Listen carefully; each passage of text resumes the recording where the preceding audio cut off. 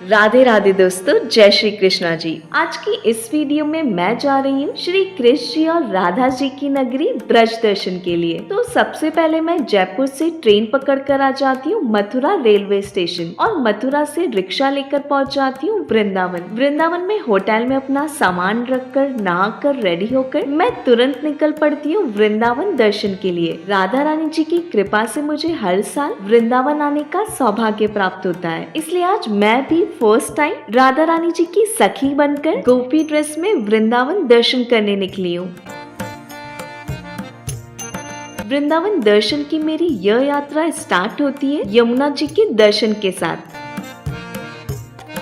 वृंदावन पहुंचने के बाद सबसे पहले दर्शन के लिए यमुना घाट जाना चाहिए, तो मैं भी गोपी ड्रेस में पहुंच गई यमुना जी के दर्शन के लिए। यहाँ पहुंचकर सबसे पहले मैंने यमुना माँ को प्रणाम किया और पूजा की। उसके बाद मैं तुरंत पहुंच गई बोट वाले भैया के पास, क्योंकि मुझे बोट से यमुना जी के किनारे की खूबसूरती भी देखनी थी। बोट वाले भैया 100 रुपए पर पर्सन के अकॉर्डिंग चार्ज किया और यमुना जी के घाटों के दर्शन करवाए। हमारे वेदों में और संतों द्वारा यमुना जी की महिमा का गुणगान किया गया है, उसी में से मैं भी एक लाइन कहती हूँ। वृंदावन धाम को वास भलो, जहाँ पास बहे यमुना पटरानी, जो जन नहाए के ध्यान धरे, वैकुंठ मिले तिनको रजधानी, वेद पुराण बखान कहे, अरु संत मुनि ओ ज्ञानी ध्यानी, यमुना यम दूतन टारत है भव तारत है, श्री राधिका रानी। यमुना घाट का सुकून, पक्षियों की उड़ान और वृंदावन की भक्ति एक असीम शांति का अनुभव कराती है।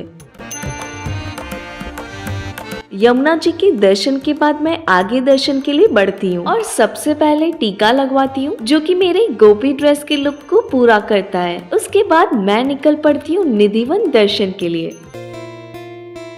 निधिवन वृंदावन का एक ऐसा स्थान जहाँ आज भी चमत्कार होते हैं। यहाँ के बड़े बड़े तुलसी जी के वृक्ष, जिनकी जड़ें सूखी हुई है फिर भी हरे भरे रहते हैं, मन में सवाल पैदा करते हैं कि ऐसा कैसे पॉसिबल है। मैं भी निधिवन दर्शन के लिए पहुँच जाती हूँ और यहाँ भक्तों की काफी ज्यादा भीड़ देखने को मिली। निधिवन में काफी ज्यादा तुलसी जी के वृक्ष है और माना जाता है कि यह सभी वृक्ष रात्रि के समय गोपी रूप ले लेते हैं और श्री कृष्ण जी के साथ रास लीला करते हैं। निधिवन में श्री कृष्ण और राधा रानी जी के दर्शन करके मैंने उनका आशीर्वाद प्राप्त किया और मैं इन वृक्षों को प्रणाम करके अपनी आगे की यात्रा स्टार्ट की, जिसमें निधिवन के आसपास के कुछ मंदिर हैं जहां आपको भी दर्शन के लिए जरूर जाना चाहिए।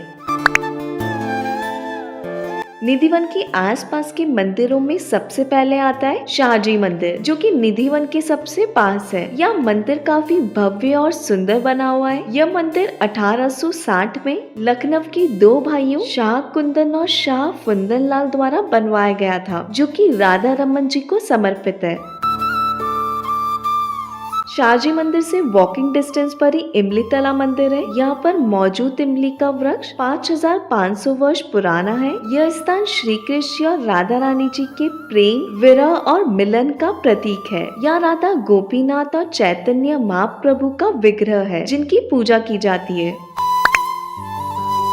इमली तला से 100 मीटर की डिस्टेंस पर है सेवा कुंज आश्रम। इस स्थान पर श्री कृष्ण जी गोपियों के साथ रास लीला किया करते थे। यहीं पर आपको ललिता घाट के भी दर्शन होंगे, जो कि श्री कृष्ण जी ने ललिता जी को प्यास लगने पर अपनी बांसुरी से खोदकर बनाया था।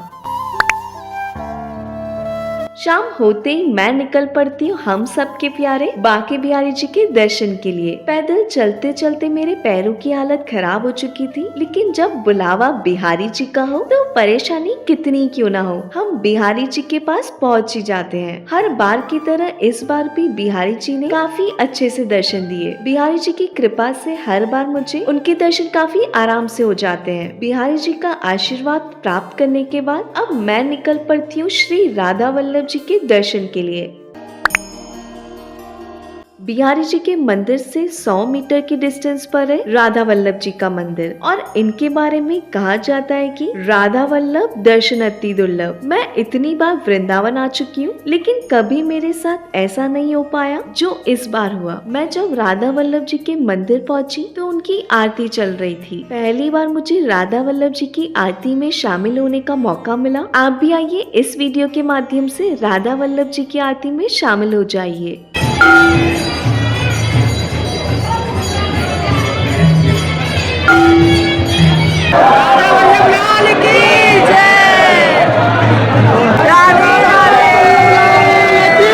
राधा वल्लभ जी के दर्शन के बाद मैं ई रिक्शा से आ जाती हूँ इस्कॉन मंदिर। इस्कॉन मंदिर श्री कृष्ण जी और बलराम जी को समर्पित है। इस मंदिर में आपको विदेशी भक्त ज्यादा देखने को मिलेंगे। मैं मंदिर के अंदर जाती हूँ और यहाँ श्री कृष्ण जी बलराम जी के दर्शन प्राप्त करती हूँ। इस्कॉन मंदिर में भक्तों की भक्ति की एनर्जी अलग ही देखने को मिलती है। यहाँ भक्त आपको भक्ति में नाचते हुए मिल जाएंगे। मैं भी इन्हीं भक्तों के साथ यहाँ की भक्ति में रम गई। आप भी हमारे साथ इस भक्ति में डूब जाइए। हरे कृष्णा कृष्णा कृष्णा हरे हरे हरे रामा हरे रामा रामा रामा हरे हरे हरे कृष्ण हरे हरे हरे राम हरे राम राम राम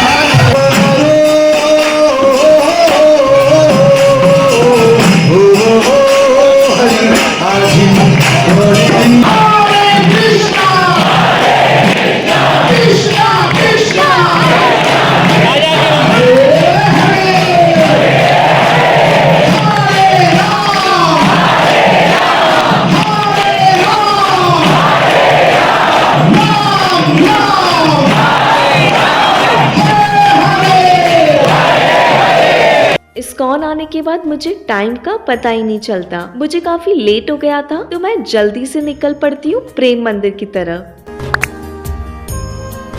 इस्कॉन मंदिर से 400 मीटर की डिस्टेंस पर है प्रेम मंदिर। प्रेम मंदिर पर हमेशा भक्तों की काफी ज्यादा भीड़ मिलती है। सुबह के टाइम इस मंदिर की कलाकृति जितनी अच्छी लगती है, रात के टाइम लाइट में यह मंदिर और भी खूबसूरत लगता है। प्रेम मंदिर में दर्शन के बाद वृंदावन दर्शन का मेरा पहला दिन पूरा हो जाता है। वृंदावन दर्शन के लिए एक दिन कम रहता है क्योंकि यहाँ काफी ज्यादा मंदिर है और सब मंदिरों की अपनी अलग कथा है। वृंदावन में आपको यमुना घाट की शांति, भक्तों की भक्ति के अलग अलग रूप, कुछ शांति में ध्यान लगाते हुए, कुछ खुद में खोए झूमते हुए, कुछ इस्कॉन में हाई ऊर्जा में नाचते हुए मिल जाते हैं। इस धरती पर आपको संतों की वाणी और मार्गदर्शन मिलेगा और सभी भक्त राधे राधे जपते जाएंगे। ब्रज की इस धरती को मेरा कोटि कोटि नमन। अब मैं नेक्स्ट वीडियो में आपको लेकर चलूंगी गोकुल दर्शन के लिए। तब तक के लिए सभी भक्तों का हमारी तरफ से राधे राधे।